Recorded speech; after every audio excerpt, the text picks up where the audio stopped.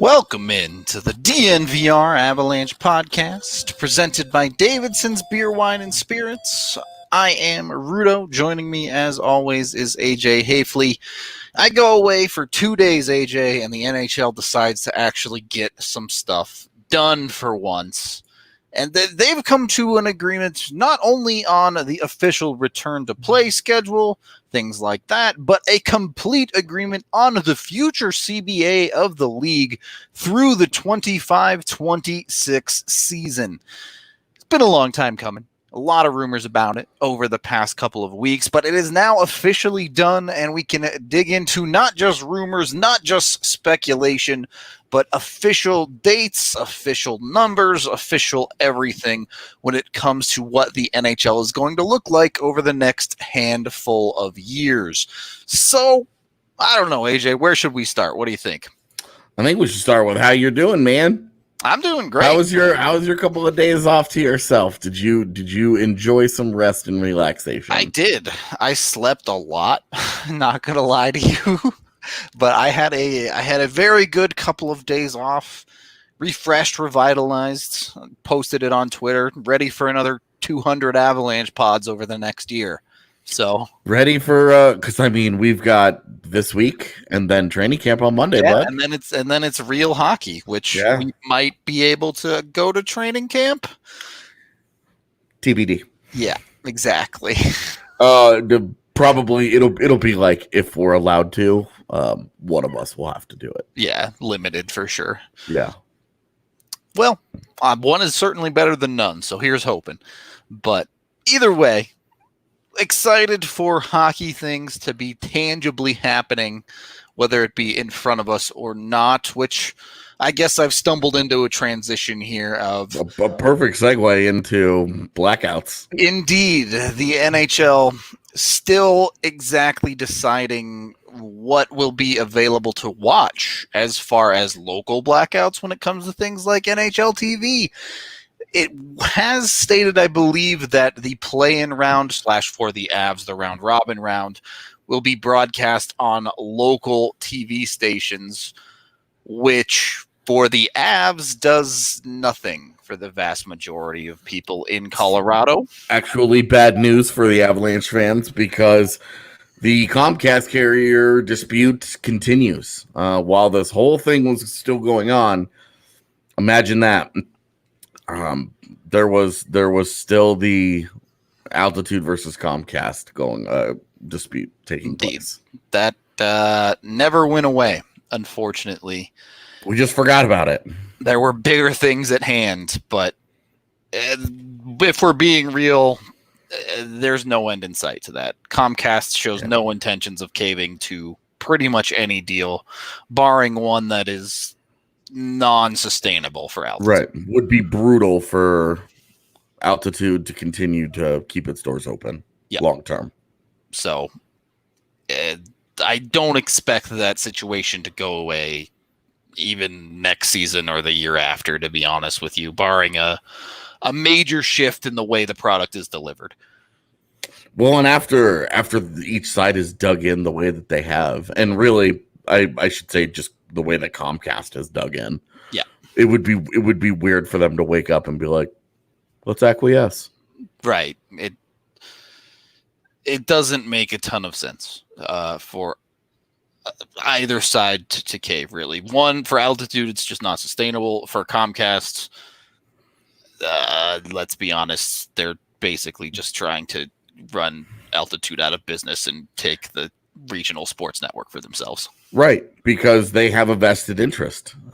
Being the owners of AT&T's RSNs, they have a vested interest in Altitude. Is, I believe, one of 5 independent carriers in the country still, and that just means that's money that they're missing out on. You know, they have invested heavily into the RSN model, and they can't have any in Colorado with two of the pro sports teams because Altitude is a thing.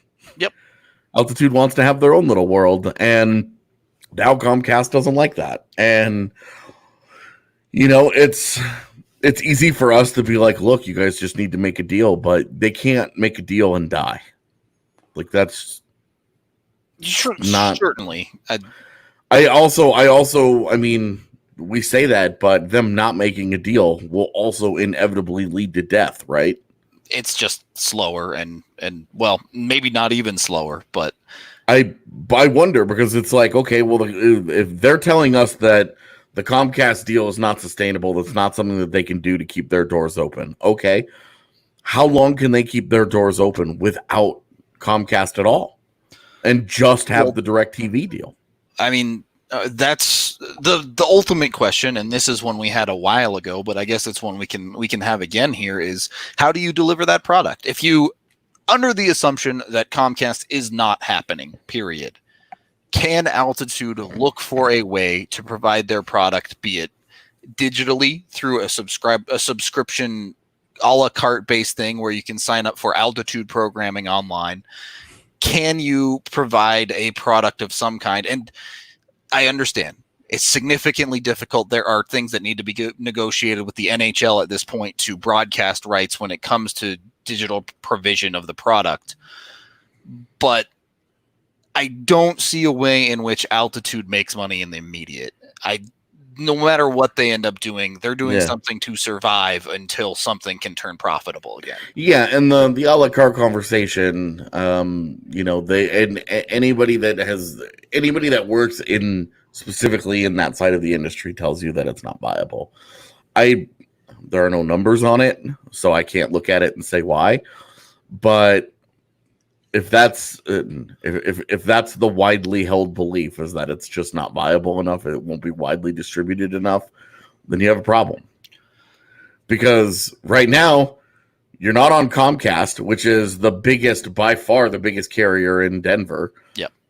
In the market in which you have invested in all of this infrastructure and ownership of all these different assets. I mean, I don't know where I don't know where they can continue. Like, to be honest, like, they could lose all this money. Like, the Cronkies have enough money that they're not going to go bankrupt or anything for a long time. Right. Like, realistically, they could just bleed money and be fine because the Cronkies make so much. But that's not how they do business. You don't become a billionaire by bleeding money. We'll put it that way. That's not how rich people got rich. And it certainly isn't how rich people stay rich. And I can tell you that's one of their main goals. So, I mean, it leaves everybody in the lurch here. And it ties back into the NHL finally coming back around to being the NHL we know and love, where they blow this moment. Yep. Because they've done such a good job of navigating these really murky waters of return to play without bringing upon the same levels of criticism as other leagues or raising the same questions. And they had the opportunity to put it on every single screen in America, basically, every single day, all day. Play it on NBC, play it on NBCSN, play it on MSNBC, whatever other channel. Play it on use your online player. Yep. Let everybody come to your website, watch it for free. People have already paid for Game Center Live, and they're going to be subjected to blackout restrictions. It's ridiculous. You serious? Yeah. It's just shooting yourself in the foot because you can. Like, you bought a gun and you got to do something with it. All right, cool. I'm gonna put a bullet hole in my foot. There's no rhyme or reason to this. It's dumb. They had an opportunity to do something big and bold and put their sport in front of absolutely everybody, and now they're gonna be blacked out in one of their local markets. Yep. It just doesn't make sense to me at all. Where you could have had 24 cities all celebrating big time that their hockey team is back on TV. Yeah. Everybody tuning in. And instead you end up with, particularly, obviously, this is an acute problem for Colorado because so many people will not be able to watch it by normal means. Yep. But every single team now, instead of tuning in to the national channel, watching top level hockey again, you have to go through your local channel, your whatever back channel you use if you're in a blacked out area. Yeah. And whatever dark means you resort to in order to get your fix. Why? I can't put it any better than shooting yourself in the foot. Like, you just took your spotlight and covered it with a piece of paper so it's not shining as bright. Like, that's all you did. You had a chance. This was like one of the things that we were wondering about. Okay, what are they going to do for broadcasting this thing? Is this going to be like next level? Are they gonna get it and take advantage of the moment, or are they going to be the NHL and they're going to we're going to blank you out? Yeah, and are you serious with this? And the people that paid for Game Center Live didn't even get their full season's worth of stuff, and instead of giving partial refunds or any of that, the NHL has just kept that money. Yep. And now it's like, oh, that service going to be useful for this? Or I hate to bring it up, but you paid for Game Center Live again. What happens if they have to halt the playoffs? Do they just keep that money too? Seriously. Like, it's a serious consideration at this point of how to spend your money wisely. And the NHL has already been put in a situation where once upon a time, there was a situation where they were going to be the first league back. They were going to have no competition. That's not the case by any means anymore. Not just from non-Big Four sports, but baseball is going to come back first. Basketball, about the same time, depending on how things shake out down there. Yeah, I think it'll be a day difference. Yeah, and the NBA will open with exhibition games. Right. So the NHL, by not broadcasting this nationally, is actively putting themselves behind other leagues that are coming back. Yeah. This was something that I said baseball should do too.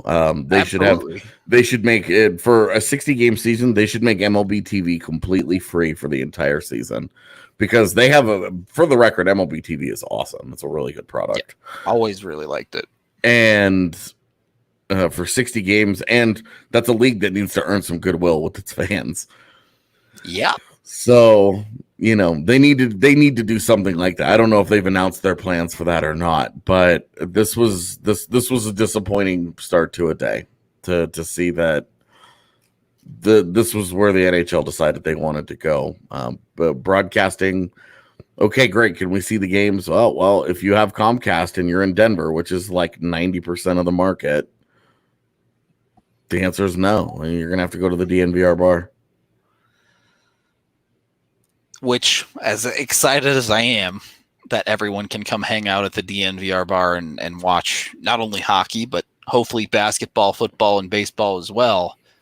Yeah, talk about fighting for screen time. Yeah, we're going to have to bring a couple more TVs in maybe, but it's a missed opportunity for the NHL, and I have been covering the NHL professionally now for about a year, and personally a couple years after that, and it's already so not that long is my point, and this is already getting old of the NHL doing this to themselves. Yeah, it's been frustrating, and I mean this is the fear when the TV contract rights expire in 2022 that they just re-up with NBC. Yep, they don't. Try and run it back. Move and there's a big opportunity here to significantly increase revenues by bringing in organizations like ESPN, potentially other ones like ABC or Fox or whoever wants to. Other ideas. You bring in Amazon. You bring in YouTube. Sure. Whatever the interest may be in that regard. Yeah. The NHL's TV deal has been.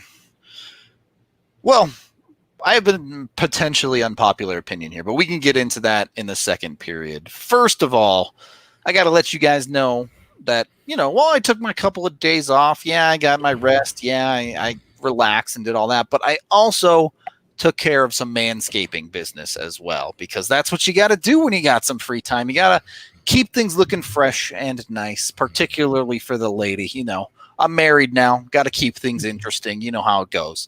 But either way, if you want to get in on the Manscaped products, whether it be the Lawnmower 3.0, or if you don't need a trim, they can always take care of anything you need, whether it be cologne for smelling nice, breath mints to keep your breath fresh for that hot date you got, you name it. They have you covered all across the board, from the Perfect Package 3.0 to keep everything below the belt looking nice to anything else you can pretty much imagine when it comes to grooming your manly, hairy body. Manscaped.com, 20% off and free shipping when you use code DNVR20 at checkout, quickly becoming one of my favorite reads to do. I'm not going to lie to you, but of course we also have Breckenridge Brewery, my favorite beer in the world. Don't have any on me at the time. 2 days off, I drank it all, let's be honest. But I do need to go head on down to Davidson's to pick up a little bit more. My favorite is the 12-can sampler, because I love all their beer, and just pick up whatever they happen to have on the week, month, day, whatever. But if you're looking for specifics, you can always go out and buy a 6-pack of their Avalanche Amber, their Strawberry Sky, their Agave Wheat, you name it. Head on down to the farmhouse as well to get it straight from the source. Second period of the DNVR Avalanche Podcast, presented by Davidson's with Rudo and AJ. So as we continue this conversation, which I didn't think we were going to go this way, but we're here now, so we're going this way. The current NHL TV deal. Is this the worst Gary Bettman decision as NHL commissioner?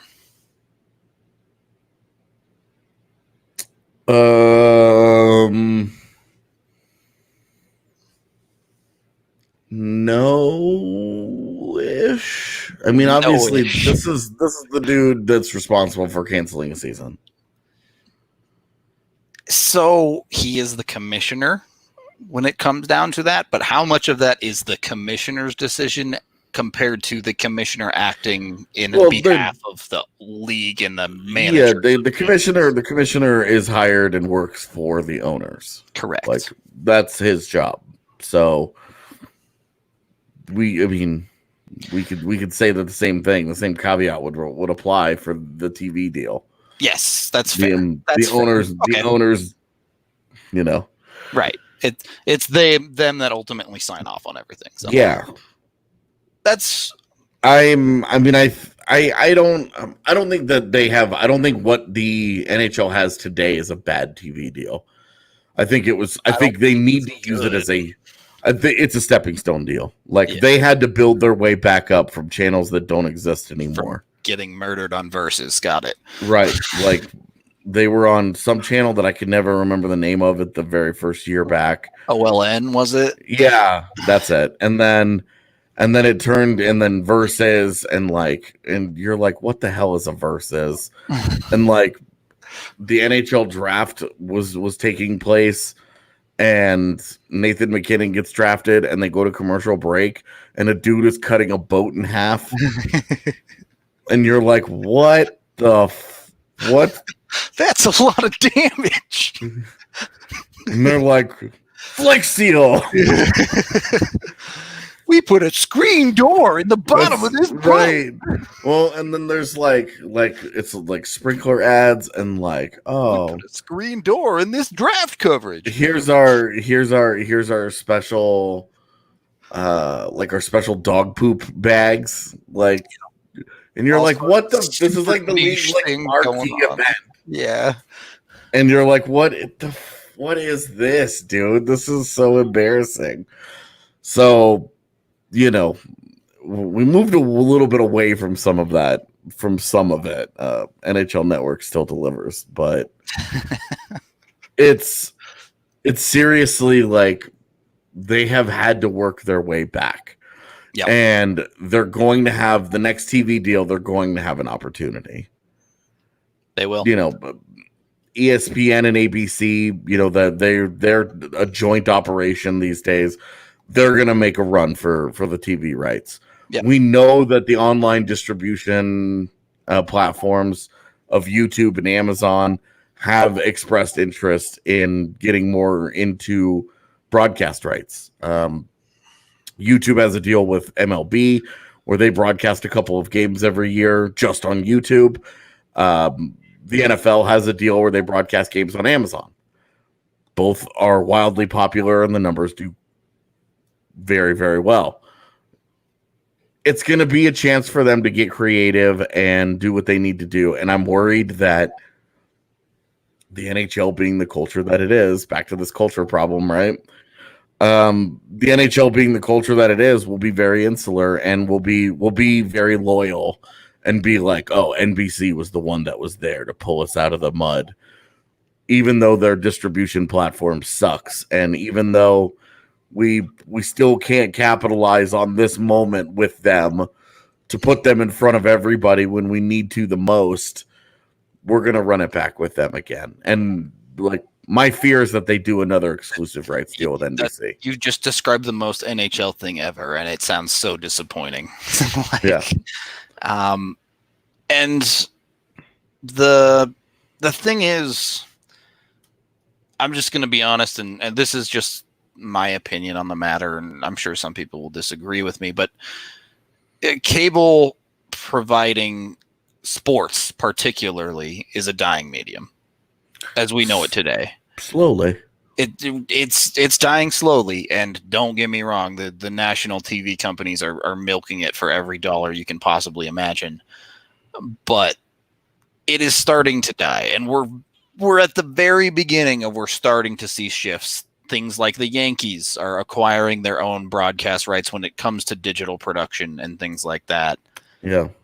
And, realistically, especially for a league that is significantly smaller than anything the Yankees are making in the NHL, we're maybe still like a decade away from this transition realistically. But it's going to start happening. You need to allow for avenues for it to happen in the future. You cannot block yourself and get stuck in a rut here. So I would be, one, extremely disappointed if they don't try and broaden their horizons when it comes to TV in general. But two, conversations need to be had about providing a digital product for them, whether it be through YouTube, through Amazon, or through giving the power back to the teams themselves and how they want to broadcast their rights online. Right now, the NHL owns all digital broadcast rights through NHL TV and things like that. But it's a big conversation that's coming. Maybe not 5 years, maybe not 10 years, but it's one that's going to come. And without it, the NHL is going to have a hard time. Yeah. So their TV, this next TV deal needs to be very forward thinking. Yep. They need to start. They need to leave open mechanisms for them to implement some things that don't happen today. Yeah, 100% agreed. So they can't just lock it down and be like, online distribution isn't possible. Right. You're wrong. What? Oh. And that's where the future of everything is, dude. Right. It's coming eventually, one way or another. But moving on maybe to a more positive topic when it comes to being able to see NHL players.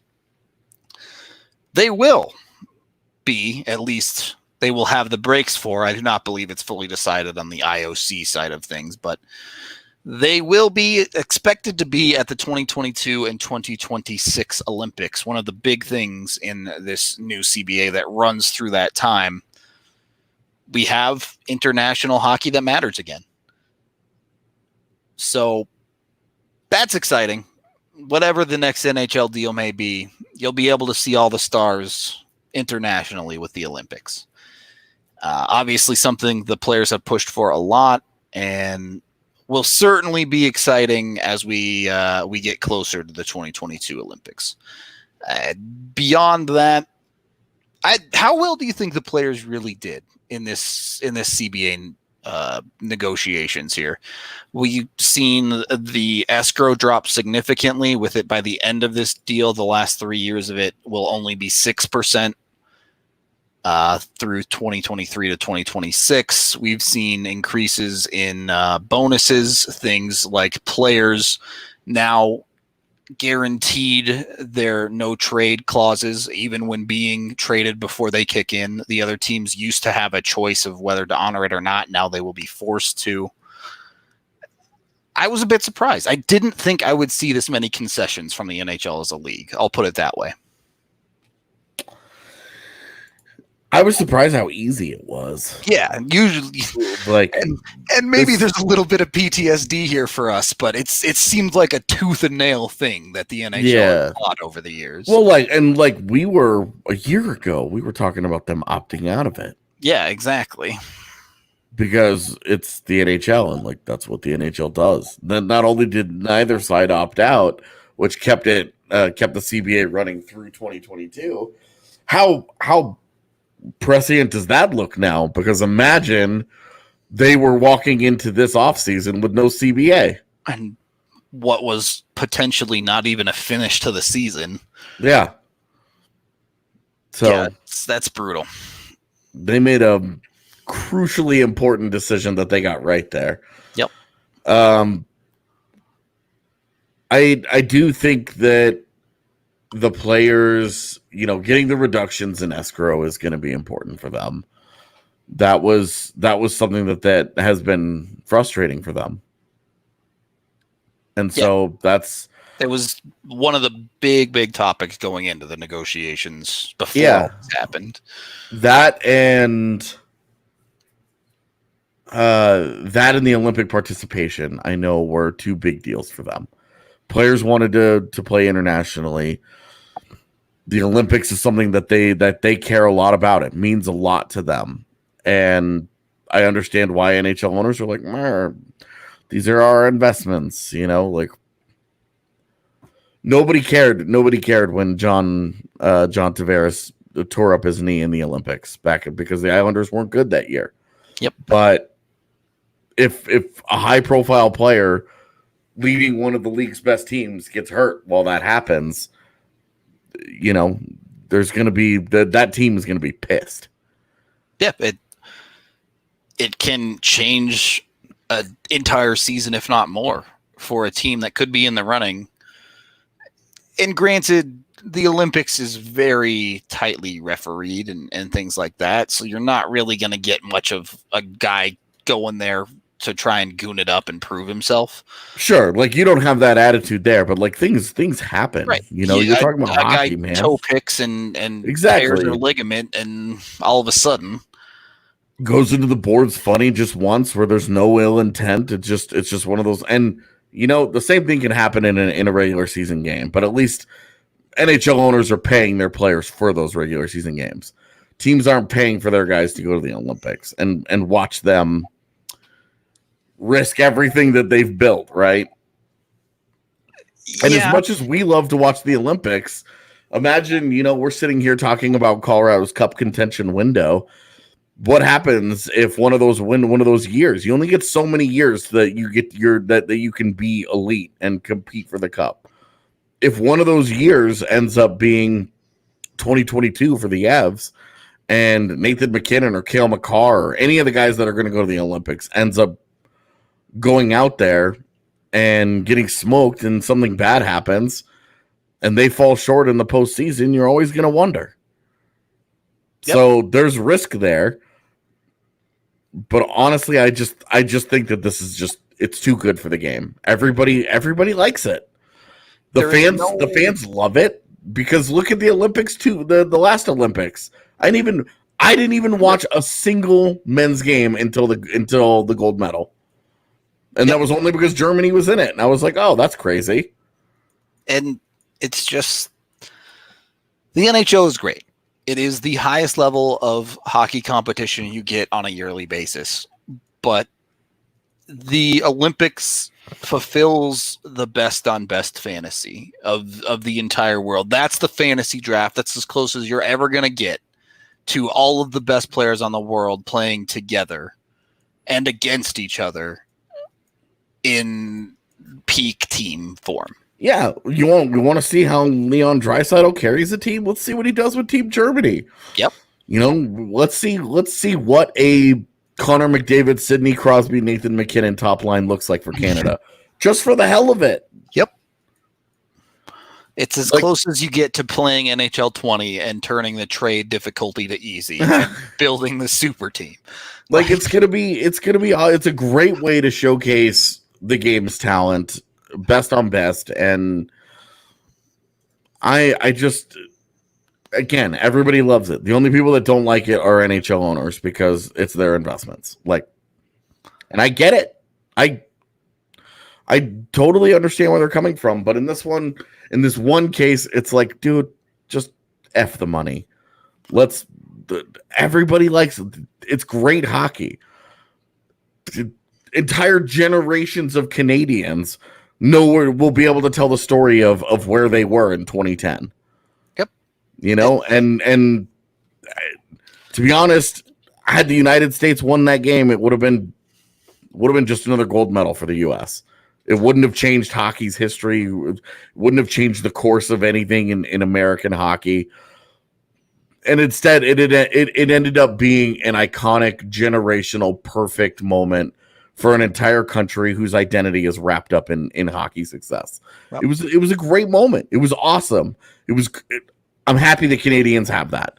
And if you don't have NHL players going to the Olympics, you don't open the door for moments like that. The other side of that conversation is the NHL doesn't have to compete with the Winter Olympics either. Yeah. Because let's be honest, no one was watching the NHL when the Winter Olympics was happening. Everyone that was tuning into sports was tuning into Winter Olympic events. Yeah, I was watching curling. Straight up. And I love watching the Olympics, and you're not only does it have wall-to-wall national coverage that the NHL just cannot compete with, it's a global event. So no one, if you're talking about a business decision when it comes to putting their players at risk, it seems like a pertinent business decision to not compete with an event that large. Yeah. So it has its ups and its downs, but especially because if I recall correctly, the Olympics are on NBC. They are indeed, or at least they have been in past years. I don't know. And it's like, why would NBC cannibalize their own programming in this way? Yep.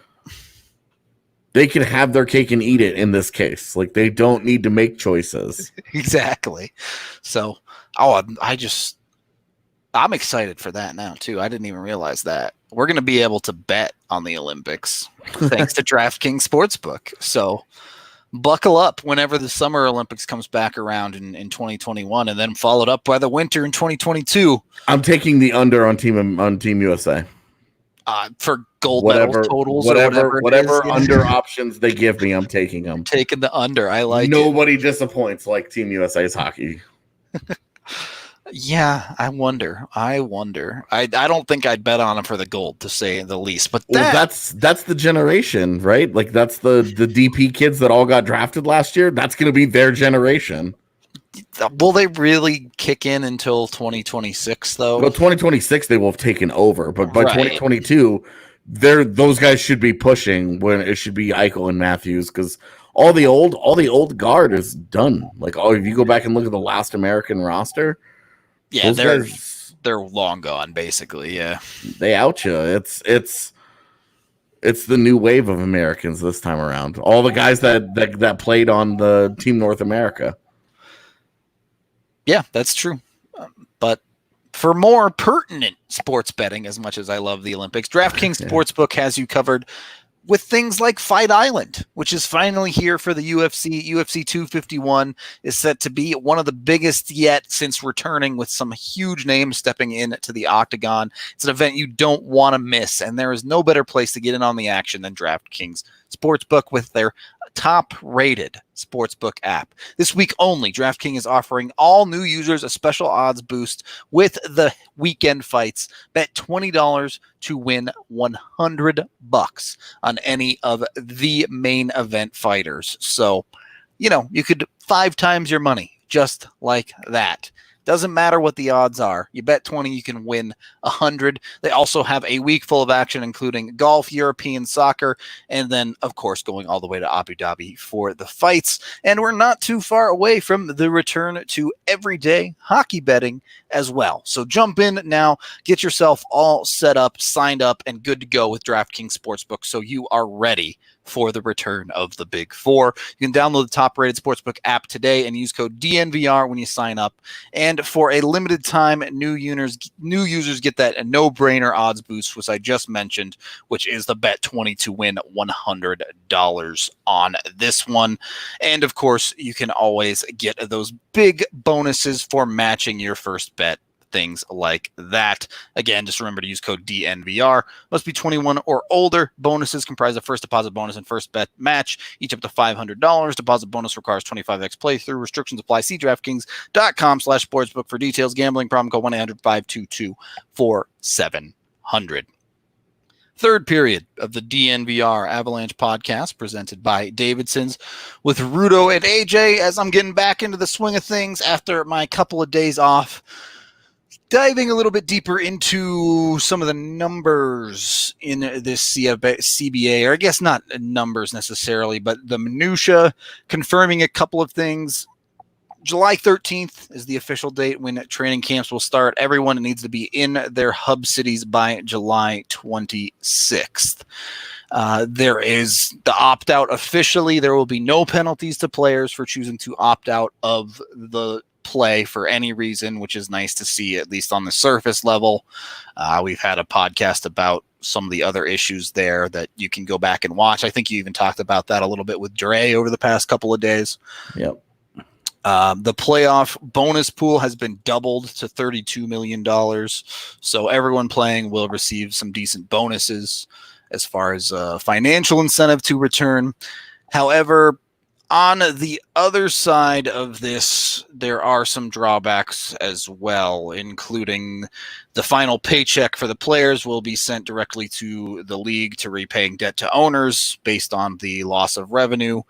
And salary will be deferred for the 20 to 21 season. 10% of it will be and not paid back for 3 years to get the NHL back to expected revenue rates. I believe the official number was they need to return to $4.8 billion annually before numbers normalize. Yep. So they got to get to $4.8 billion again in order for the cap to start to move again. Yep. Otherwise, it will remain at 81.5. And there's still other things that could help push that through, like Seattle's expansion money, etc. Yeah. We are seeing the minimum salary of the league increase a bit, up to $750 for next year and ending ultimately at $800,000 in 25-26. Yeah. Interestingly, nothing about ELCs. I know many of the owners and the way the NHL is set up is happy with the way the league is run based on ELCs being such a valuable commodity. Mm-hmm. So nothing really changed there as far as player value. I thought the no trade clause and no move clause stipulation was interesting because in the past teams could rip them up if they wanted to. When the receiving player team could say we're not honoring it. Yeah, exactly. And instead, all of those will now move with the player. So no trade clause, no movement clauses will still apply when guys do accept deals to places. So in short, if you're thinking about giving a player one of those, you better think long and hard about it. Right. Already was a risk, and now it's... And the Avs have not been an organization to do a lot of that. Have they given any that are still with the team since EJ? I was going to say, it's as far as I know, it's really just EJ. They might have given one to a guy like Boschman back in the day. Did Soderbergh have a partial? I think he might have. Yeah, I know that Landeskog has like a modified. Yeah, like he can name 6 teams that he doesn't. Yeah, want to go exactly. to yeah, it's one of those like really limited ones where you're like, okay, yeah. Like as long as you don't want to trade him to specifically Buffalo, like you're fine. Yeah, Landeskog's is a list of 19 teams he would be willing to accept a trade to. Yeah, okay. So anyone looking for Landeskog services, he's probably fine with going to. Yeah. But we'll see how they hand those out in the future with big UFA deals coming up. But for now.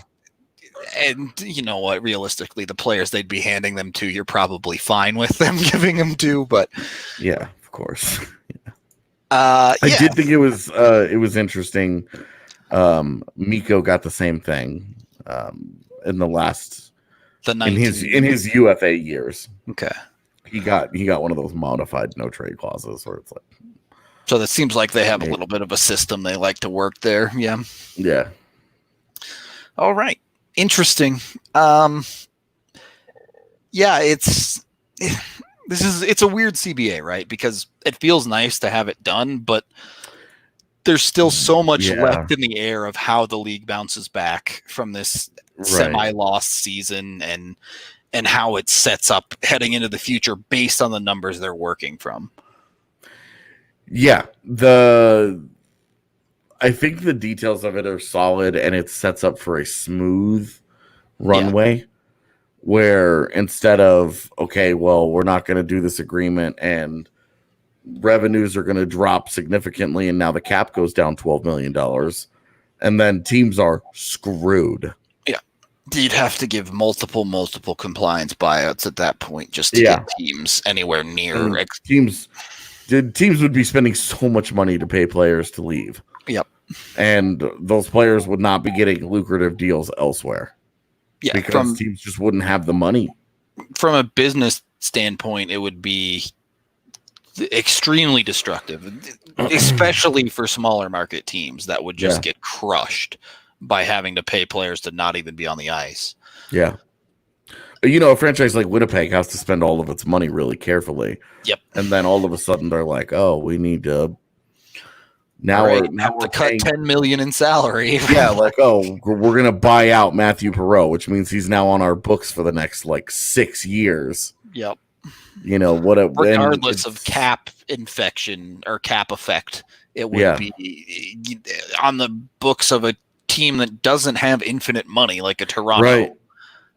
They just can't spend that money anymore, and it would be tough sledding. It really, and that's where this CBA prevents that from happening. And really like that it's that the cap will stay the same. It's not great for anybody, but it could have been worse type situation. Oh, it could have been so much worse. And really like the expectation of it staying the same means teams can make plans. Like we talked about when we first talked about the idea of the cap staying flat for 2 years, we were talking about it in the eyes of like, how does that affect Burakovsky? Well, if it's going to stay flat for 2 years with a small raise in the third year or whatever it ends up being, they can revisit the idea of a long-term deal with him now because they're comfortable with the cap where it will be for the next couple of years. It gives stability, right? Exactly. It allows teams to plan. Like year one, this will be the toughest year. This will be the year where I think we see a lot of player trades because teams are trying to find more efficient ways to spend money, balance sheets and stuff like that. Exactly. Yeah. And it might be you trade, you know, I use the Toronto Buffalo example just because it's easy. Yeah. But they trade 2 of their forwards who cost a little over $6 million, and they trade him for Ristolainen who costs $5 million. Each team kind of gets what they need, but they're spending roughly the same amount of money. Yep. That's where I think the offseason is headed. I don't think it'll be a crazy free agent market. Taylor Hall has said he doesn't want to take a 1-year deal. I don't know what happens with the Taylor Hall, Alex Pietrangelo markets. I have no idea. Being a free agent in your prime this offseason is going to be very, very strange. Yeah. And I agree with you. I think we'll see a lot of player trades. We may see a bit of a rise in money puck hockey a little bit. Yeah, it could make sense for a guy, kind of to do what, and I've seen this suggested that Taylor Hall do like what Marian Hossa did, where he took that 1-year deal with Detroit, tried to go chase down a ring, and then got his long-term paid after the fact. Year. Yeah. Teams are going to have more cap space next season because they will be planning for the 81.5 cap. They won't the reality of it. Random people tons of money expecting the cap to go up. It will be that they will use this offseason to do a much better job of setting up for next offseason. That said, I imagine somebody out there is going to hand Taylor Hall the money that he wants. He will find it somehow. I don't think it'll be like 10 million anymore. It might be more like 7 or 8 million, but I think he'll probably ultimately find the money he wants.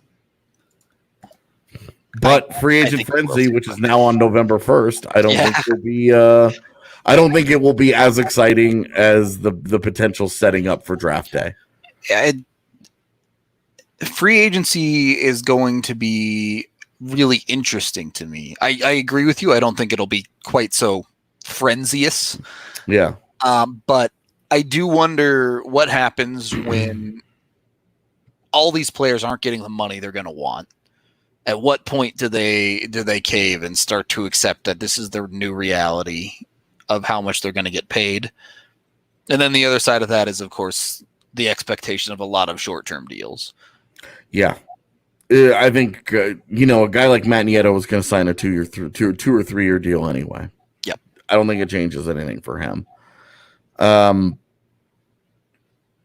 Those mid-level guys, though, like look at a guy like Mikael Granlund. What's going to happen with that dude now? He was already going to be sort of stuck in the middle where he wasn't the highest end of the free agent forwards, but he's better than a lot of guys that are going to be available. Now you're wondering, can you get him for $4 million? Pick the bad time to have a couple of down years, I guess. Yeah, it's like, could you seriously get him on a 2-year deal at $4 million? And if you could, would that make sense for Colorado? Because I think the answer is yes. Yes, it does. That's how I know it's not going to happen. I